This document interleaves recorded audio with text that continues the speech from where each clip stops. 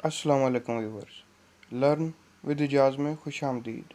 आज मैं बात करूंगा एचवैक सिस्टम के बारे में कि एचवैक सिस्टम कैसे वर्क करता है। मैं कोशिश करूंगा कि आपको डिटेल से इसके बारे में बता सकूं कि इसका काम करने का तरीका क्या होता है। पर उससे पहले मेरी तमाम नए आने वाले दोस्तों से गुजारिश है कि मेरे चैनल को सब्सक्राइब करें, लाइक करें और बेल आइकन पर क्लिक करें ताकि आपको मेरी लेटेस्ट वीडियो मिलती रहे। ये यूनिट्स ऑलरेडी मैं प्लेस कर चुका हूँ यहाँ पर। ये एसी यूनिट है, इंडोर स्प्लिट यूनिट, जबकि रूफ पर एक बड़ी मशीन। और ये वाला यूनिट जो है ये हाई वॉल यूनिट है, जो कि आम आपको ज़्यादातर नज़र आएगा ऑफिस में, लेकिन ये सेंट्रल एसी की बड़ी मशीन है। इसके बारे में मैं आपको बताऊंगा। तो शुरू करते हैं आज की वीडियो आखिर तक देखिएगा ताकि आप सीख सकें कि कैसे हम इसको कंप्लीट करते हैं।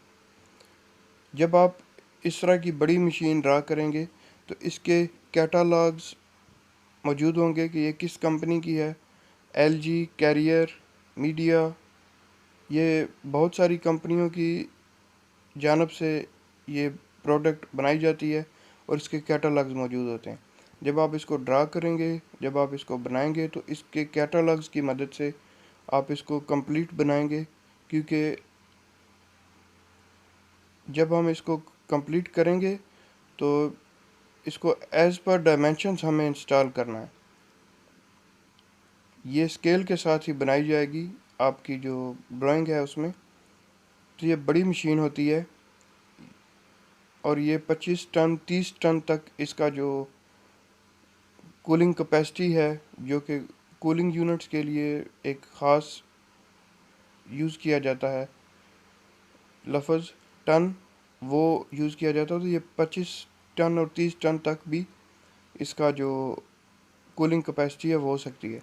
ये दो डक्ट्स जो हैं ये ज़मीन की तरफ सॉरी आपके फ्लोर की तरफ जाएंगी। दो डक्ट्स, एक सप्लाई डक्ट, एक रिटर्न डक्ट। ये वाली डक्ट सप्लाई डक्ट और ये वाली डक्ट रिटर्न डक्ट है। हम इसको इसकी लेयर में लेके जाते हैं, जैसा कि सप्लाई डक्ट है।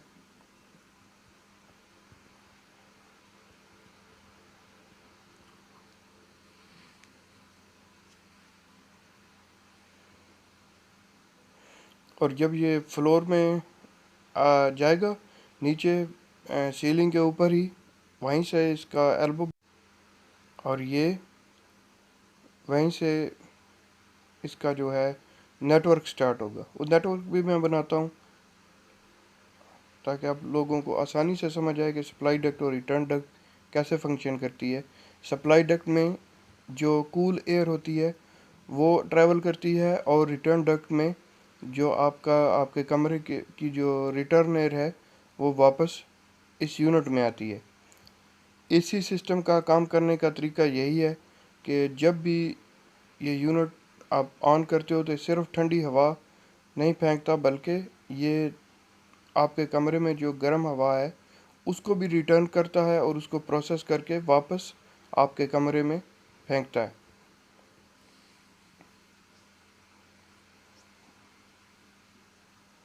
ये सप्लाई डक्ट, ये राइज़र है, इसको हम राइज़र बोलते हैं। ये सप्लाई डक्ट और रिटर्न डक्ट का राइज़र ये बाथरूम में हमारे पास फ्लोर में आया और यहाँ से इसका नेटवर्क बनेगा। आपको रूम के अंदर जो नज़र आ रहा है ये लाइंस, ये सीलिंग का जो है सेक्शन है। यहाँ पर सीलिंग इस तरह से इंस्टॉल होगी।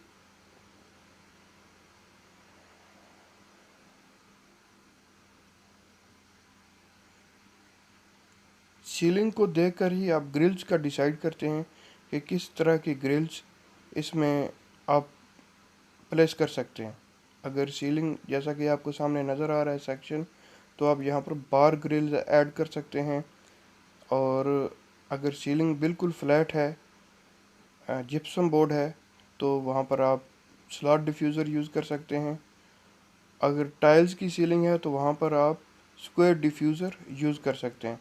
लेकिन अगर टाइल्स की सीलिंग है तो वहाँ पर सिर्फ सिक्योर डिफ्यूज़र ही यूज़ होंगे। अदरवाइज़ उसमें कोई भी ग्रिल ऐड नहीं होगी। अब आप यहाँ पर देखेंगे कि कंप्लीट जो इसका काम करने का तरीका है वो मैं ड्रा करूँगा, जो कंप्लीट लेआउट है, तो उससे आपको बआसानी समझ आएगी।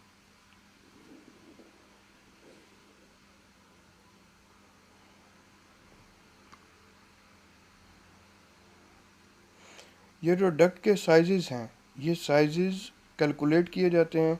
मैं सिर्फ लेआउट ड्रा करने के लिए अपने एक्सपीरियंस के मुताबिक इसमें साइजेस ऐड कर रहा हूँ, लेकिन इसके साइजेस कैलकुलेट किए जाते हैं। अगर इसके साइजेस में कमी पेशी होगी तो हवा का प्रेशर जो है वो बर्दाश्त करना मुश्किल हो जाएगा डक्ट के लिए, तो उसके लिए साइजेस कैलकुलेट।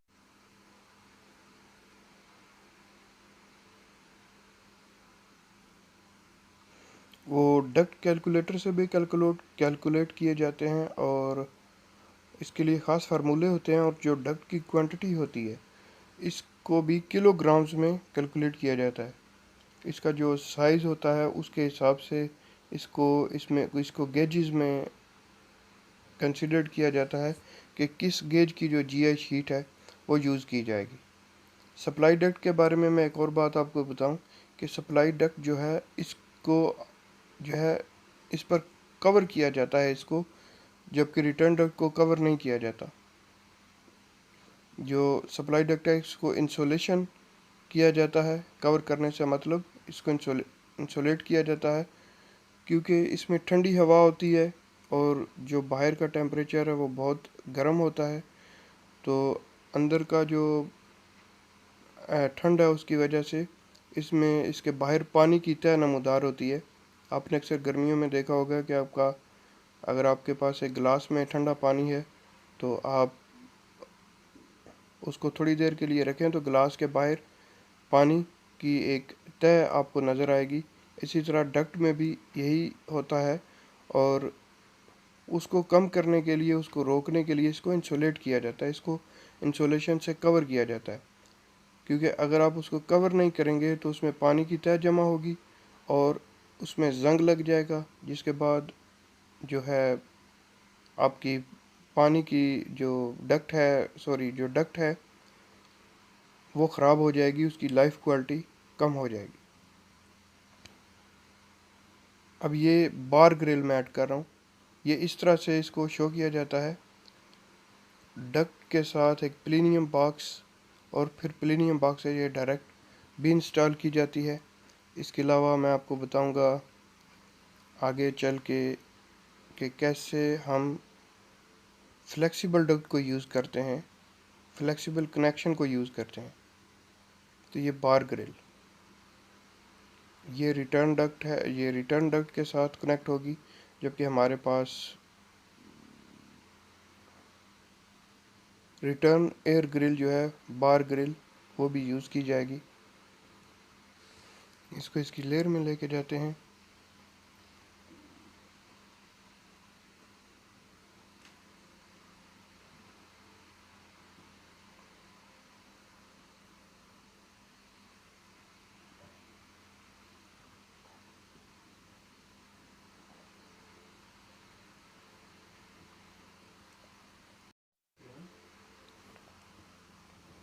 और ये आपके सामने मैंने ग्रिल को इसके लेयर में कन्वर्ट कर लिया है, और ये रही हमारी रिटर्न बार ग्रिल।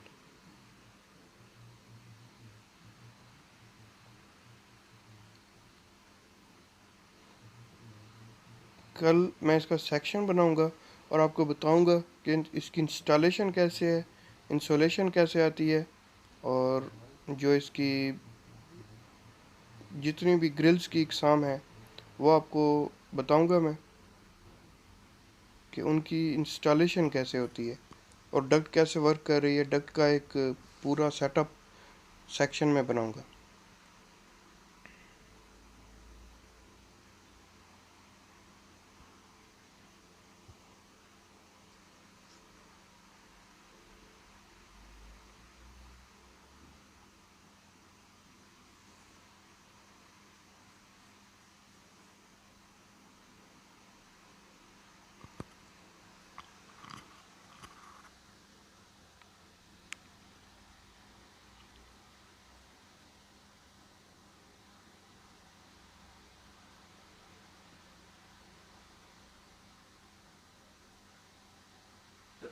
ये रिटर्न डक्ट है।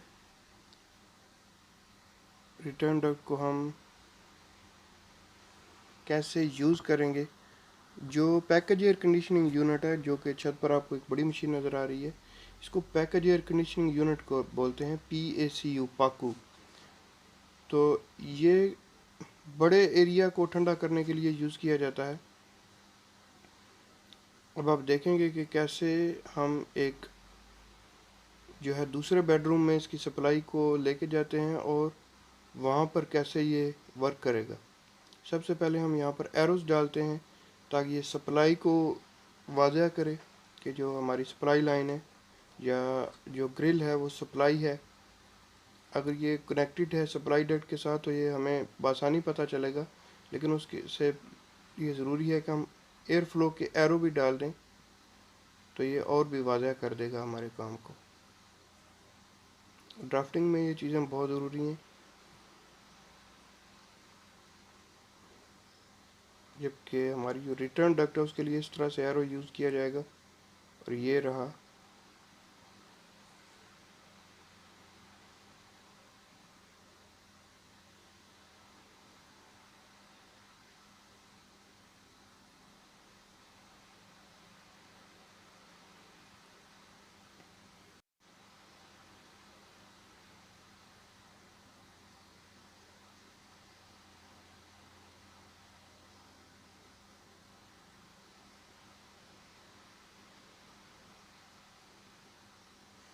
अब दूसरे बेडरूम में इसकी सप्लाई लाइन।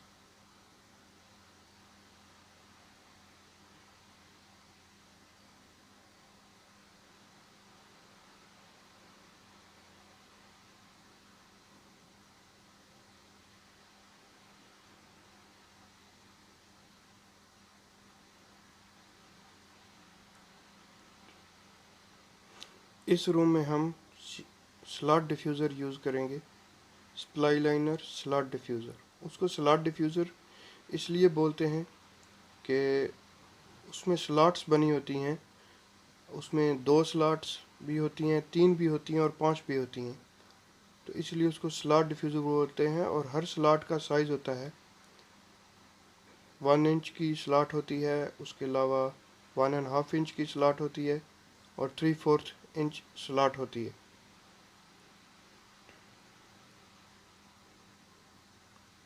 अब यहाँ पर मैं आपको बताऊंगा फ्लेक्सिबल डक्ट और प्लेनियम बॉक्स अलग अलग कि कैसे इनको कनेक्ट किया जाता है।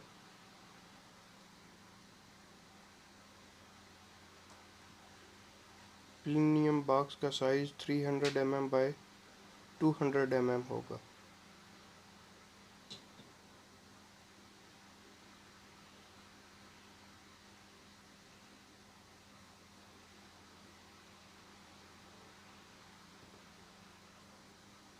और ये स्लॉट्स होंगी इसमें, ये बिल्कुल इसका जो फेस होगा वो टूवर्ड फ्लोर होगा, ये किसी साइड पर शो नहीं होगी, बल्कि फ्लोर बार ग्रिल साइड पर शो होगी। और ये इसके 2 स्लॉट्स हैं। 2 स्लॉट्स को मैक्सिमम यूज़ किया जाता है क्योंकि ये इसमें ज़रा ये ग्रिल जो होती है वो ज़रा स्लिम नज़र आ रही होती है, बहुत ज़्यादा चपटी नहीं होती।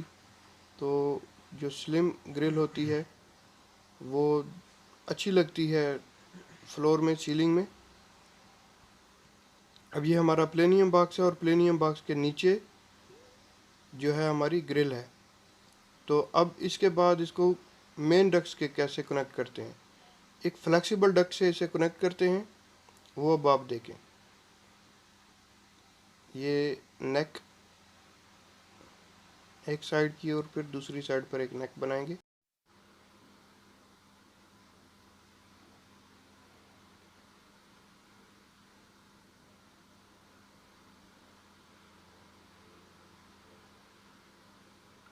ये एक फ्लेक्सिबल डक्ट मैं मैच कर लेता हूँ, ये आपको ऐसे नज़र आएगी। इसकी स्केल को हम चेंज करते हैं, लाइन टाइप स्केल, ताकि ये मज़ीद वाज़ेह हो सके कि ये किस तरह से दिखेगी।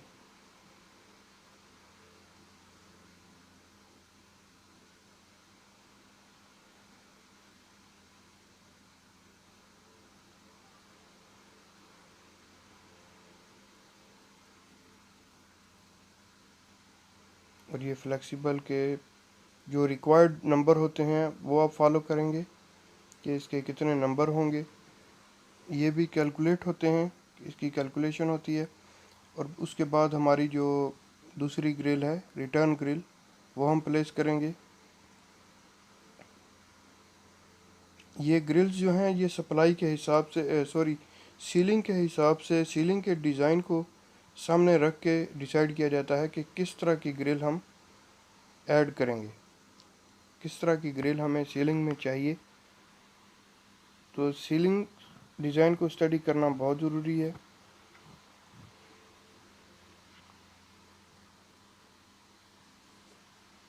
हम चेंज करते हैं क्योंकि सीलिंग में एक साइड इसकी जगह पीछे खाली है, तो हम इसकी लोकेशन चेंज करते हैं।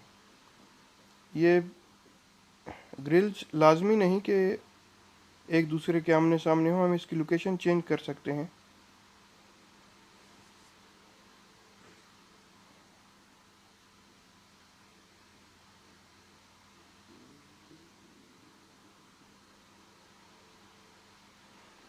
और ये रहा हमारा स्प्लिट यूनिट। ये यूनिट जो होता है ये सीलिंग के अंदर रहेगा, एक बॉक्स के जैसा होगा। आप इसकी जो है कैटलॉग्स या ऑनलाइन इसकी तस्वीर देखें। अगर आपको कहीं साइट पर किसी जगह पर ये इंस्टॉल नज़र आए तो आप इसको वहाँ पर भी देख सकते हैं कि ये कैसा दिखने में कैसा है। इसका आउटडोर यूनिट होगा, जैसे हमारे पास हाई वॉल जो एसी यूनिट्स होते हैं, सेम उसके जैसा इसका आउटडोर यूनिट होगा। हाई वॉल और इसमें फ़र्क सिर्फ ये है कि ये हमारे पास डक्ट के अंदर होगा, सेंट्रल एसी। इसकी जो डक्ट है वो हम ड्रा करेंगे, उसके बाद इसको आउटडोर यूनिट से कनेक्ट करेंगे।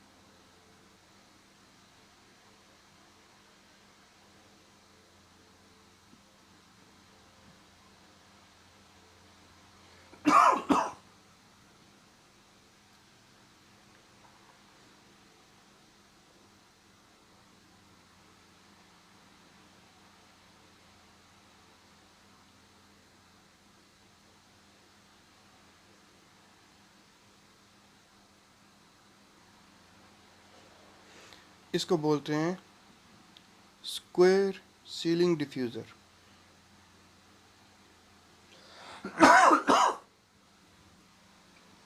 स्क्वायर सीलिंग डिफ्यूज़र में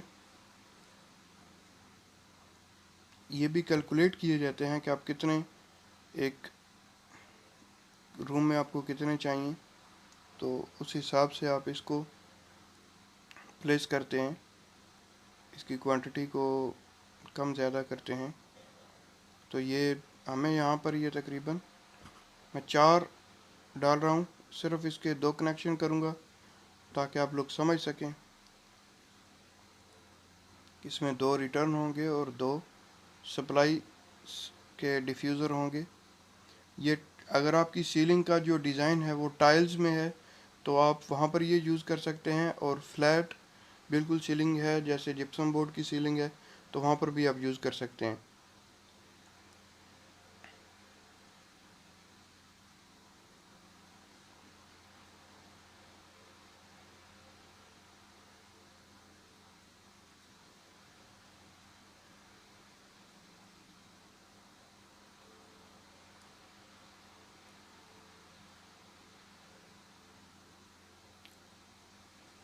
अब यहाँ पर जैसा मैंने इसकी डक्ट को कम किया, तो जब आप ड्राफ्टिंग करें तो आपको मटेरियल के बारे में भी देखना है कि आप मटेरियल को सेव कैसे कर सकते हैं।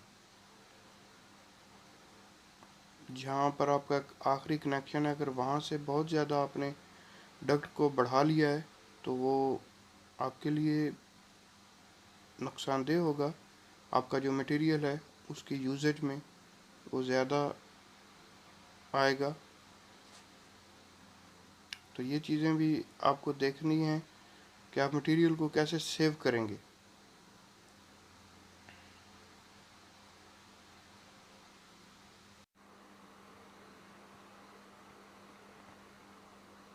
अब यहाँ पर एक टेक्निकल बात मैं आपको बताऊं कि हम यहाँ पर डक्ट को ऐसे मोड़ लेते हैं कि इसका जो एयर फ्लो है वो और भी बेहतर हो जाए।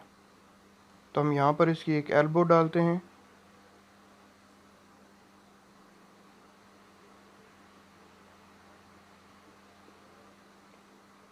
डक्ट में अगर आपका फ्लेक्सिबल का जो ऑप्शन है वो 1 मीटर से ज़्यादा ना हो, बल्कि 77 सेंटीमीटर से ज़्यादा ना हो।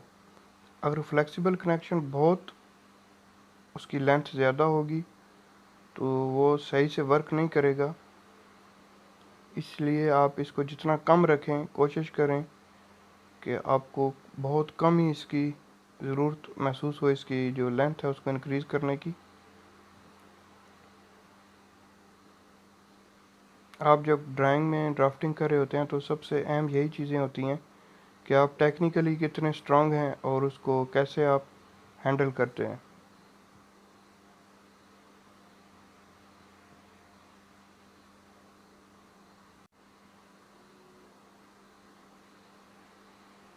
तो जैसा आपने देखा कैसे मैंने एल्बो बनाई और उसके बाद उसको कनेक्ट कर दिया है। और ये जो स्क्वायर सीलिंग डिफ्यूज़र होते हैं ये राउंड भी होते हैं और स्क्वायर भी होते हैं। अब इसके साथ भी प्लेनियम बॉक्स होता है और ये प्लेनियम बॉक्स के ज़रिए आप इसको कनेक्ट करते हैं फ्लेक्सिबल डक्ट। उसके बाद फ्लेक्सिबल डक्ट से ये प्लेनियम बॉक्स में और मेन डक्ट में कनेक्ट होते हैं।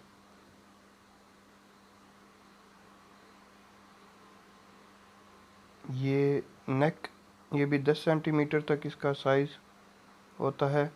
आप इस नेक के साथ भी जो है वॉल्यूम डैम्पर ऐड कर सकते हैं। वॉल्यूम डैम्पर का भी पर्पस जो होता है वो सेम वाटर सप्लाई में वाल्व्स की तरह होता है। यहाँ पर एक सिंबल बनाते हैं वॉल्यूम डैम्पर के लिए। वॉल्यूम डैम्पर बहुत इंपॉर्टेंट होते हैं।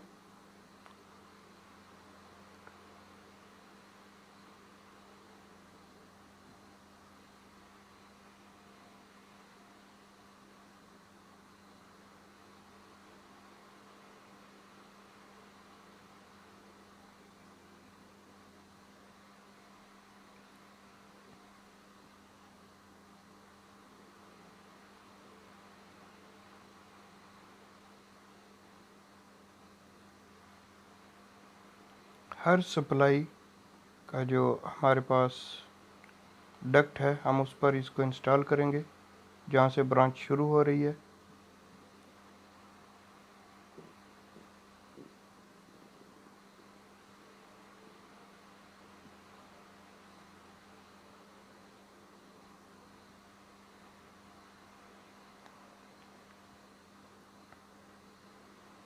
और ये हमारे वॉल्यूम डैम्पर। अब हम आते हैं रिटर्न डक्ट की तरफ कि रिटर्न डक्ट कैसे वर्क करती है। रिटर्न डक्ट कैसे आपका जो रूम है, जो आपका सर्विंग एरिया है, वहाँ से कैसे हम इसको ड्रा करते हैं। ये कोई स्पेशल इसके साथ ग्रिल्स नहीं होंगी, बल्कि इसका एक बेल माउथ बनेगा और ये रूम के अंदर जाके हम इसे छोड़ देंगे। जो हमारा सर्विंग एरिया है वहाँ पर हम इसको ले जाएंगे और उसका एक बेल माउथ बना देंगे। बेल माउथ इसलिए बोलते हैं कि वो एक खुले मुंह की तरह होता है, तो उसको बेल माउथ बोलते हैं इसीलिए। और वहाँ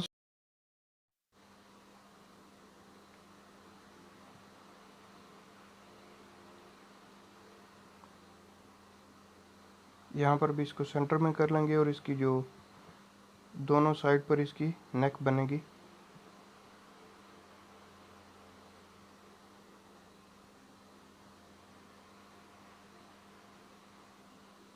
डक्ट में भी लेवल्स होते हैं, बॉटम ऑफ डक्ट बोलते हैं उनको, और वो भी फिनिश फ्लोर लेवल से काउंट होते हैं। क्योंकि जब हम सीलिंग में हमारे पास अगर वाटर सप्लाई और ड्रेनेज के पाइप्स हैं, इलेक्ट्रिकल की केबल ट्रे हैं, तो इन लेवल्स की मदद से हम उनको इंस्टॉल भी करते हैं और उनका जो कोऑर्डिनेशन है उसको कंप्लीट करते हैं। ताकि सीलिंग के अंदर किसी भी सिस्टम का दूसरे सिस्टम से कोई कॉन्फ्लिक्ट ना बने। तो ये रही हमारी रिटर्न डक्ट, और इसके बाद हम इस पे बेल माउथ बनाएंगे।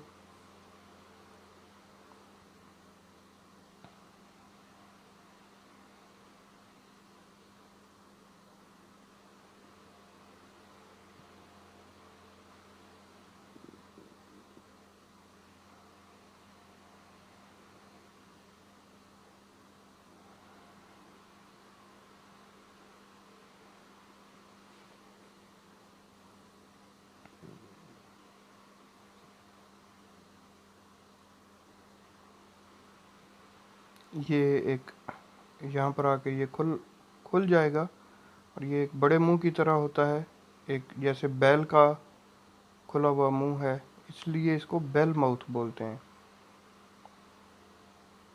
यहाँ से ये पूरे रूम की जो एयर है, जो रिटर्न एयर है, उसको सक करेगा और ऊपर छत पर जो हमारा पैकेज एयर कंडीशनिंग यूनिट है उसमें वापस रिटर्न करेगा।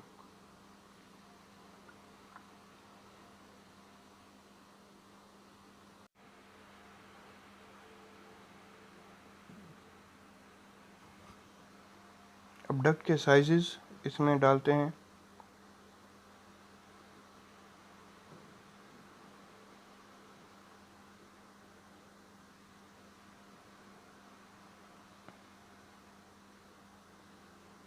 ये सप्लाई एयर डक्ट के साइजेस हैं। हर ब्रांच और हर डक्ट का जो पीस है उस पे आप इसको डालेंगे ताकि हर पीस के बारे में पता चल सके कि ये इस पीस की जो विड्थ और हाइट है वो क्या होगी।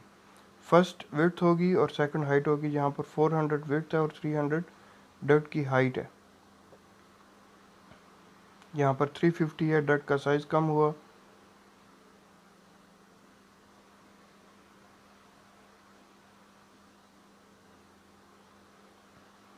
इसकी हाइट भी कम हो सकती है, लेकिन जब आप डक्ट कैलकुलेट करेंगे, इसके साइजेस को आप मेजर करेंगे, तो आपको उसी वक्त पता चलेगा कि इसके एग्जैक्ट क्या साइजेस हैं।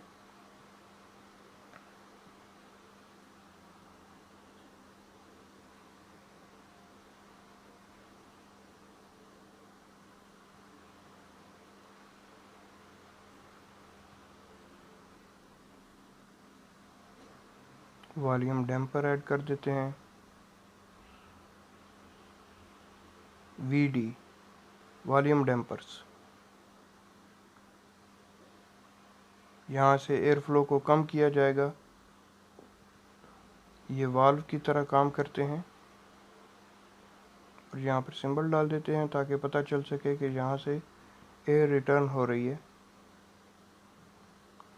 एरो लाजमी इसमें शो करने हैं ताकि आपकी जो ड्राइंग है उसमें ज़्यादा बेहतर तरीके से पता चल सके। सिर्फ डक्ट्स ड्रा करके ही नहीं ड्रा दिखा सकते हम। यहाँ पर आपको नज़र आ रहा होगा कि एक डक्ट दूसरी डक्ट के ऊपर लैप कर रही है, तो इसका जो होगा चेंज होगा लेवल। यहाँ पर ये एक दूसरे के ऊपर नीचे होंगी। सेक्शन में मैं आपको बताऊंगा कल। अब ये हम इसको हाई वाल यूनिट बोलते हैं। मैक्सिमम हमारे यहाँ घरों में यही इंस्टॉल होते हैं, क्योंकि हमारे यहाँ सेंट्रल एसी पावर इतनी ज़्यादा नहीं है कि हम सेंट्रल एसी को यूज़ कर सकें, तो हमारे यहाँ हाई वाल यूनिट ही इंस्टॉल होते हैं। अब यहाँ पर हम डालेंगे टेक्स्ट जो है बार ग्रिल की, ग्रिल्स की जो इन्फॉर्मेशन है, और आपको यहाँ पर नज़र आ रहा होगा 4500 x 4 इंच। तो ये 4500 जो है लेंथ होगी ग्रिल की, और 4 इंच जो है उसकी विड्थ होगी। जबकि CFM का जो है मतलब वो क्यूबिक फीट पर मिनट है। तो ये CFM जो है वो ठीक नहीं है, सिर्फ आप लोगों को बताने के लिए ये मैं यहाँ पर इनको प्लेस कर रहा हूँ। यहाँ पर सप्लाई लाइनर स्लॉट डिफ्यूज़र होंगे, बार ग्रिल नहीं होगा, क्योंकि यहाँ पर हमने स्लॉट डिफ्यूज़र यूज़ किया है। यहाँ पर हम लेंथ चेंज करेंगे और स्लॉट्स के लिए वहाँ पर लिखेंगे 2 स्लॉट।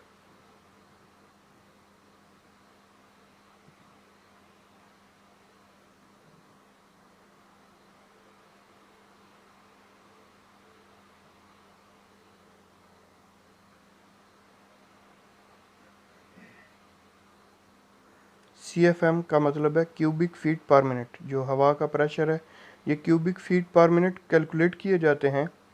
जैसा कि आपके पास रूम की कैलकुलेशन है, उसका साइज़ क्या है, वहाँ पर कितने लोग आके बैठेंगे, वो बेडरूम है, ऑफिस है, तो उसके हिसाब से इसको काउंट किया जाता है। और यहाँ पर सप्लाई लाइनर स्लॉट डिफ्यूज़र नहीं बल्कि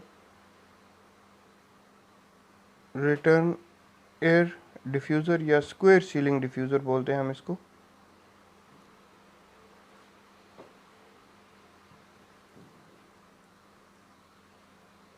स्क्वायर सीलिंग डिफ्यूज़र, और ये राउंड भी हो सकते हैं। तो इस तरह से हम इसकी जो ग्रिल्स की इंफॉर्मेशन है वो ऐड करेंगे, और यहाँ पर हम शो करेंगे जो हमारा राइज़र है। ये रहा हमारा राइज़र के लिए टेक्स्ट, हम यहाँ पर ऐड करेंगे।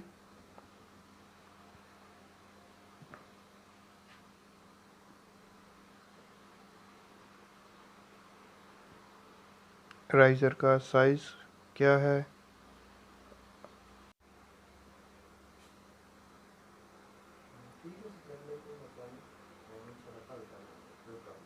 और यहाँ पर जो है हम राइज़र की डिटेल डालेंगे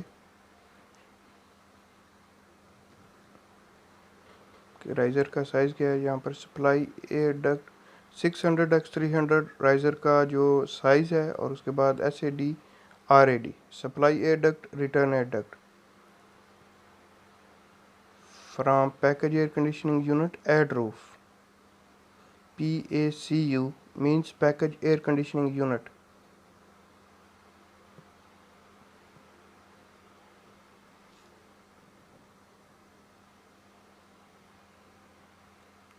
बल्कि हम इसकी लोकेशन को चेंज करते हैं। टेक्स्ट हमें ये सब चीज़ें देखते रहना है, क्योंकि जो हमारी ड्राफ्टिंग है वो जितनी ज़बरदस्त होगी ड्राइंग उतनी ही ज़्यादा अच्छी बनेगी। उसमें जो खूबसूरती है, ड्राफ्टिंग है, वो हमें बहुत अच्छे से करनी है। और यहाँ पर ये इसको अब हम एक रेफ्रिजरेंट पाइप के ज़रिए आउटडोर यूनिट से कनेक्ट करेंगे। और ये रहा, इसको हम राइज़र का सिंबल डालते हैं यहाँ पर। यहाँ से ये राइज होगा, और यहाँ पर आके ये इसका आउटडोर यूनिट है। आप इसको कहीं भी, आप जहाँ पर भी एसी आपको नज़र आए तो आपको आउटडोर यूनिट लाजमी नज़र आएंगे। आप इन आउटडोर यूनिट्स को देखें, इसके साथ 2 पाइप इंस्टॉल होते हैं, 2 छोटे पाइप, एक थोड़ा इसमें मोटाई में ज़्यादा होता है और एक की थिकनेस थोड़ी कम होती है। तो ये जो है सक्शन और डिस्चार्ज के लिए यूज़ होते हैं। अगर आप इसके कैटालॉग्स देखेंगे तो आपको सही से पता चल सकेगा। इसको हम रेफ्रिजरेंट पाइप की लेयर में ले गए, और यहाँ पर हम इसकी जो हेडिंग है वो ड्रा करेंगे, ताकि पता चल सके कि ये रेफ्रिजरेंट पाइप किस जगह पर जा रहा है। ये सब चीज़ें जो हैं हमारे जो ड्राफ्टिंग है उसका हिस्सा हैं। ड्राइंग को हम ऐसे ही कंप्लीट करेंगे। हर चीज़ की इंफॉर्मेशन देनी है ड्राइंग के अंदर, इसीलिए इसको शार्प ड्राइंग बोलते हैं। Refrigerant pipe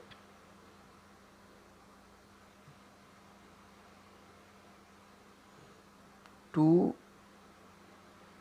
ACCU air condensing cooling unit at roof, क्योंकि इसकी लोकेशन रूफ पर है तो इसलिए इसको एट रूफ बोलेंगे। और इसी तरह से इस हाई वाल यूनिट का भी रेफ्रिजरेंट पाइप हम देंगे और इसका जो आउटडोर यूनिट है उस तक लेके जाएंगे।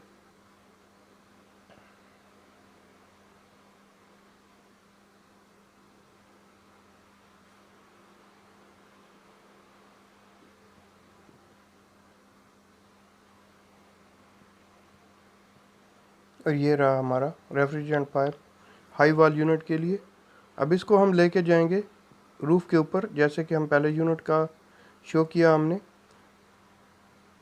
और यहाँ पर टेक्निकल बात जो है वो ये है कि इन यूनिट्स को भी आपने ऐसे इस जगह पर लोकेट करना है कि ये एक दूसरे के साथ ज़्यादा जुड़े हुए ना हों, क्योंकि इनमें से गर्म हवा जो है वो डिस्चार्ज होती है, तो उसकी वजह से ये ट्रिप कर सकते हैं।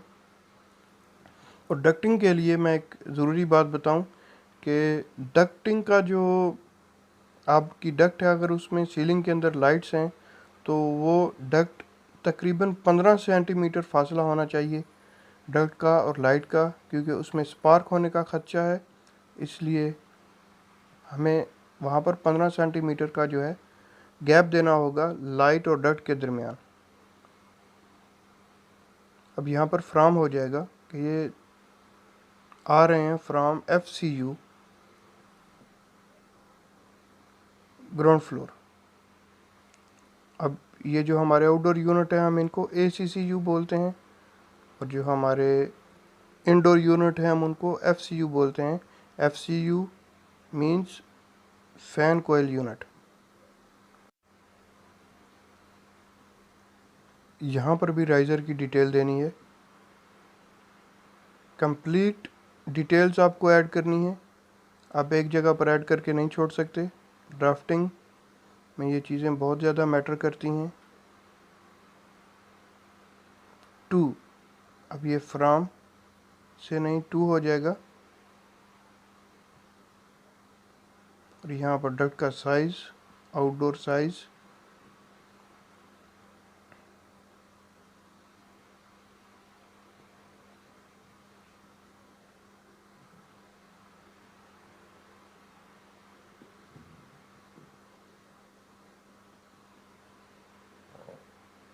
और ये एग्जॉस्ट फैन है, ये सीलिंग माउंटेड होंगे और इसकी जो डक्ट होगी ये राउंड होगी। तो हमारे यहाँ पाकिस्तान में तो ये आम जो हमारे घर हैं वहाँ पर तो इसको यूज़ नहीं किया जाता, लेकिन बड़े लेवल पर इसको यूज़ किया जाता है और अब्राड में इसका बहुत ज़्यादा यूज़ है।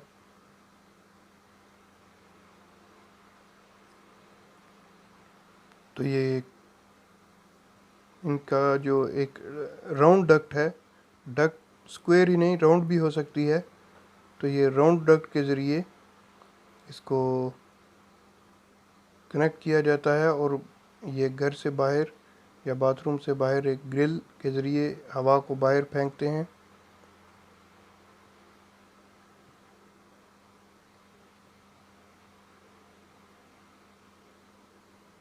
तो ये हमारे एग्जॉस्ट फैन हैं, इनको भी डक्टिंग की जो लेआउट है उसमें यूज़ किया जाएगा। और ये जो हमारी स्प्लिट यूनिट हैं इनके और जो हमारे हाई वॉल यूनिट हैं इनमें भी हमारे पास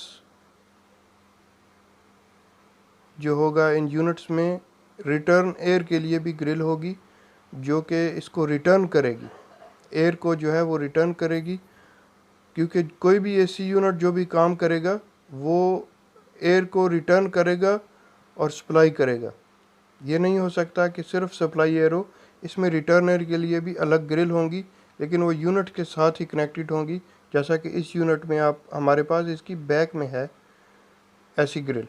अब यहाँ से हमें इसकी AC की ड्रेन, जिसको ACD बोलते हैं, एयर कंडेंसिंग ड्रेन, ये भी ड्रेनेज सिस्टम से रिलेटेड है, लेकिन हम इसको AC की यूनिट में शो करेंगे।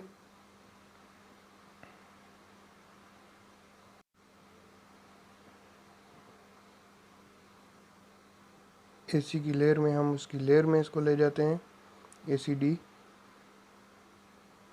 कंडेंसेट। ये जो नियरेस्ट फ्लो ड्रेन है उसमें कनेक्ट हो जाएगी या वॉश बेसिन की जो ड्रेन है उसमें कनेक्ट हो जाएगी। सेम इसी तरह हमारे पास जो हाई वॉल यूनिट है इसमें भी हम ऐसा ही करेंगे, ये नियरेस्ट फ्लो ड्रेन के साथ कनेक्ट हो जाएगी। हर एसी यूनिट जो है उसके साथ ड्रेन का पाइप लाजमी है। हमारे पास पैकेज एयर कंडीशनिंग यूनिट का जो है उसके साथ भी ड्रेन बहुत ज़रूरी है। मैक्सिमम इसका साइज़ 1 इंच ही होगा, इससे कम भी रहता है, लेकिन 1 इंच इसका साइज़ मैक्सिमम इसको दिया जाता है।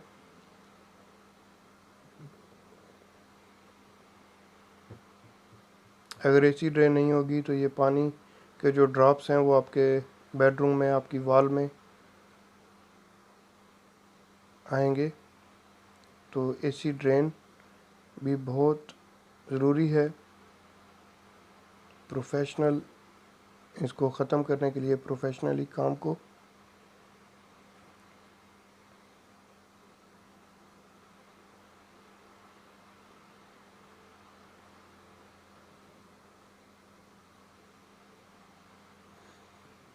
अब यहाँ पर प्लेनियम बॉक्स की डिटेल भी देनी है। तमाम डिटेल हमें यहाँ पर प्रोवाइड करनी है। प्लेनियम बॉक्स का साइज़ क्या होगा, प्लेनियम बॉक्स को भी इंसुलेट किया जाता है।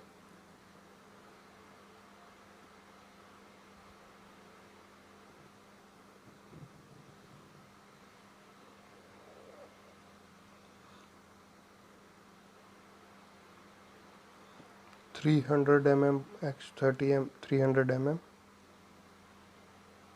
और यहाँ पर फ्लेक्सिबल डक्ट, उसके लिए भी हमें ऐड करना है कि flexible duct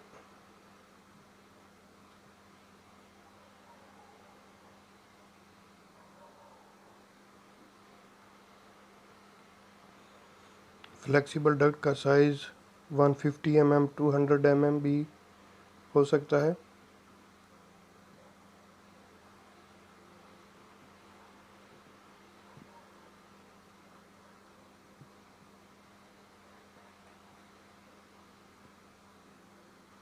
TYP means typical, कि जितने भी फ्लेक्सिबल डक्ट हैं उनकी ये इंफॉर्मेशन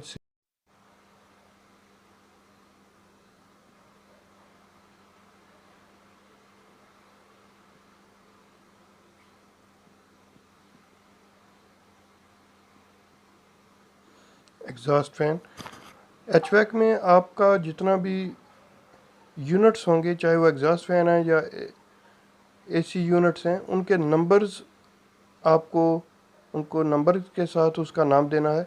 क्योंकि जब आप इसका टेबल ड्रा करेंगे इन यूनिट्स की इंफॉर्मेशन के लिए, तो उसमें आपके पास ये लाजमी है कि आपके पास नंबर हों, तो ही पता चलेगा कि किस यूनिट से रिलेटेड हम इंफॉर्मेशन दे रहे हैं। ACCU1 है, FCU1 है, FCU1 के लिए ACCU1 है, और इसी तरह ACCU2 है, इसके लिए FCU2 है।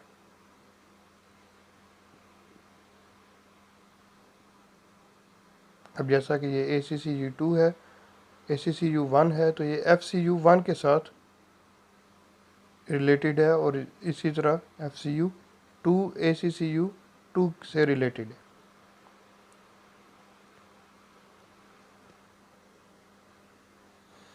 तो दोस्तों, ये थी हमारी आज की वीडियो। मैंने कोशिश की कि आपको डिटेल से बताऊं HVAC सिस्टम के बारे में, HVAC सिस्टम कैसे वर्क करता है। अगर आपका कोई भी क्वेश्चन है HVAC सिस्टम से रिलेटेड, तो आप मुझसे कमेंट्स बॉक्स में पूछ सकते हैं। वीडियो आखिर तक देखने का बहुत शुक्रिया। इसके साथ ही मैं इजाज़त चाहूँगा।